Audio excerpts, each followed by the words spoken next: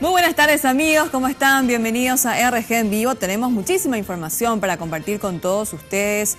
Tras las intensas precipitaciones de anoche y esta madrugada, los miembros de la familia Ayala se llevaron el susto de sus vidas. Y es que parte de su vivienda se vino abajo debido a la crecida del arroyo Ferreira en el barrio Roberto L. Petit. Ahora temen que toda su casa se derrumbe, por lo que piden ayuda a la Municipalidad de Asunción. Así quedó la vivienda de los Ayala luego de que esta mañana la fuerza del agua arrastrara parte del suelo que sirve de cimiento a la construcción. En el momento del derrumbe estaban adentro una pequeña de 5 años y su padre, quienes afortunadamente salieron ilesos. Las 7 de la mañana.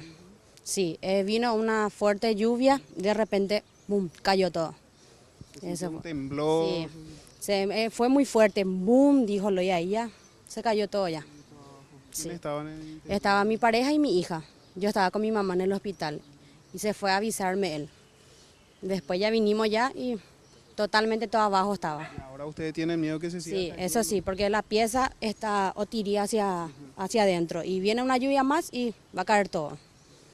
La familia comenta que es la quinta vez que sucede lo mismo y que con la ayuda de los vecinos pudieron volver a levantar la casa. Comentan que en reiteradas ocasiones ya pidieron ayuda a la Municipalidad de Asunción para que se pueda construir un muro de contención para protegerlos del arroyo cuando se registran crecidas.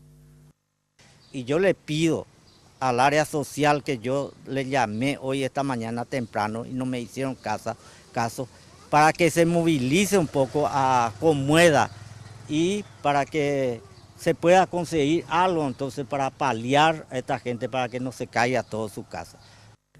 No solo la vivienda de los Ayala corre riesgo de derrumbe, sino también la de varios otros vecinos que viven al borde del cauce, que con cada lluvia se desborda y genera la erosión del suelo.